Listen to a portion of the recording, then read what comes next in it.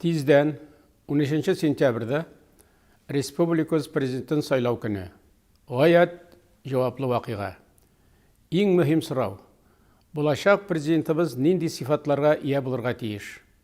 Минем фикеремчә, ул халыкка таянып эш итүче, җаваплы, тәҗрибәле һәм барлык хакимият органнарының килешеп эшләвен оештырып, иң катлаулы мәсьәләләрне хәл итә ала торган шәхес булырга тиеш. Моның ачык мисалы республикабызның хәзерге президенты Рөстәм Нургали улы Миңнеханов. Нефт химиясе, машина төзү, авыл хуҗалыгы һәм башка күп кенә тармакларның тотрыклы үсеше нәтиҗәсендә республика инвестицияләр җәлеп итүдә алда бара.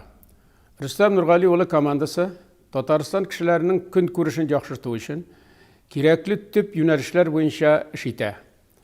Президентның социаль программалары бик күп өлкәләргә кагыла. Торак төзү, күп балалы һәм яшь гаиләләргә, өлкән буынга һәм мохтаҗларга ярдәм итү, мәктәпләр, балалар бакчалары һәм авыл клублары салу, беренчел медицина ярдәме күрсәтү, спорт корылмалары шелтәрен киңәйтү, шәһәр ишегалларын төзекләндерү һәм башкалар. Аерым игътибар мәгариф үсешенә, яшьләребезнең иҗади мөмкинлекләрен гамәлгә ашыру өчен шартлар тудыруда. Республикада күп телле белем бирү комплексларын булдыру бу юнәлештә өметле адым. Без илдә беренчеләрдән булып, рухиятны, тарихи һәм мәдәни мирасны торгызуга кирештек һәм күп эш эшләдек. Татарстанда яшәүче һәр халыкка үз гореф-гадәтләрен, туган телен һәм мәдәниятен саклау һәм үстерү өстендә излекле эш дәвам итә. Туган җирне ярату, тормышны белү, эшкә гаҗәеп сәләт, югары технологияләргә бирелгәнлек бу әһәмиятле сифатлар Рөстәм Нургали улына хас. Миннән еш кына: сез үз дәвамчыгыз Рөстәм Миңнеханов эшеннән канәгатьме дип сорыйлар. Җавап бирәм: мин канәгать. Барсы да тәртиптә булачагына шигем юк иде. Иң мөһиме, нинди милләт, нинди дин вәкиле булуына карамастан, кешеләр аңа ышаналар һәм үзләренең тормыш итүләрен нигездә Татарстан белән бәйлиләр.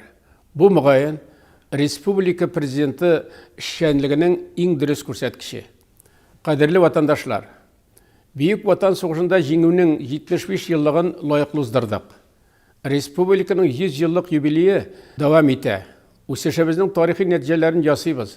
Элекке һәм хәзерге буыннарга ихтирамыбызны белдерәбез. Быелгы мул уңышка куанабыз һәм киләчәккә ышаныч белән карыйбыз. 20 елның 13 сентябрендә без республика сайлаучылары үз тавышларыбызны бердәм рәвештә иң лаеклы кандидатка бирербез дип ышанам.